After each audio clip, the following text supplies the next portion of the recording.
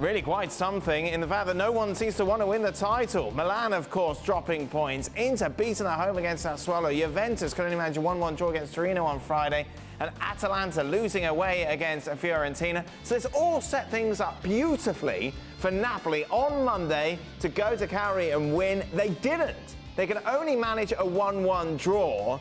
And what seems most extraordinary about this result, Jules, is the fact that they seem more concerned about the second leg against Barcelona on Thursday in the Europa League and was thinking ahead to that, as opposed to, I don't know, maybe going top of the table and trying to win the domestic league.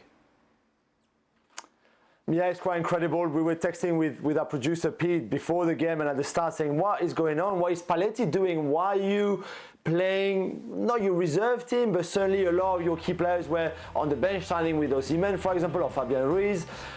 You still had, I guess, enough talent on the pitch to go and win at Cagliari, who are fighting against relegation and are not a very good team, let's be honest. But Cagliari played really well until Spalletti threw the cavalry on and Osimhen scored the equalizer with 3 minutes before the end.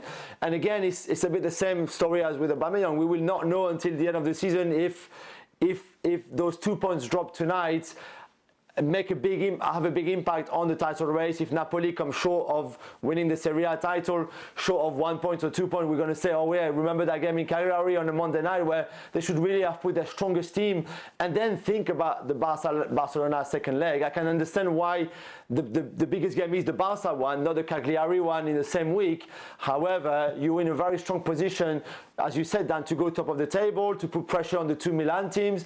In 2 weeks' time, you're going to face Milan at home, so it would have been good to be ahead of them in the table, which might still be possible, but not as likely now that they dropped 2 points tonight. So hard to understand why Spalletti made that call, but again, we will only know at the end of the season if that's costly or not. It feels like a world away, doesn't it, when Juve were bored of winning the Scudetto. It was all about the Champions League. Of course, it's been a poor run of late after making it to the final against Real Madrid. Since then, knocked out in the quarters against Madrid and Ajax. And of course, the last 2 seasons, they've been out of the round of 16 against Lyon and Porto, teams that you wouldn't particularly think would be able to compete with Juventus. And next up for them this year is Via Roma, in a great run of form at the moment in La Liga. Juve go into this tie as favourites, but Via Roma, Ian, are just starting to get things going, aren't they?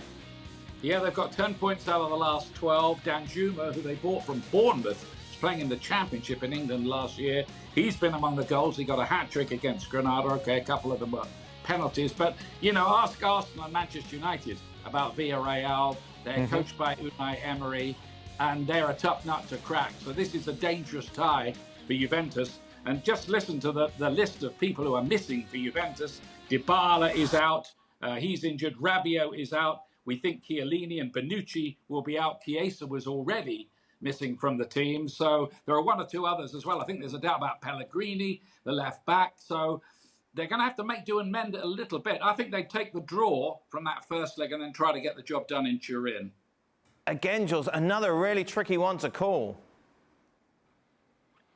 It is, and you mentioned Lyon and Porto. This looks very, very similar to those ties that Juve went in as favourite and then ended up being beaten and well beaten. I mean, the Lyon game, even if it was on away goals, was certainly the draw in the second leg in Turin was a bad one. Porto, remember, was even worse with the Sergio Oliveira free kick, Ronaldo not jump, all of that story. And they were bad when we expected them to raise to the occasion. And this could very well happen against Villarreal. Danjuma, as Daki mentioned, back from injury, was really good. They lost Gerard Moreno through injury, but they're still a very good team, well drilled with Unai Emery. They played really well in the Champions League group stages. Remember, against Manchester United, they were really unlucky not to win at Old Trafford, for example. So this is a really, really good team. Pau Torres at the back, they're solid, they're strong, they've got good players in midfield like Dani Parejo, who will dictate the game, the pace of the game. So it's got tricky written all over this tie for Juventus, and considering how they played on Friday night against Torino in the derby, you would not be confident thinking that they can easily go through. Well, thank you very much for watching ESPN FC on YouTube. For more sports highlights and analysis, be sure to download the ESPN app. And for live streaming, premium content, and of course, ESPN FC 7 days a week, subscribe to ESPN+.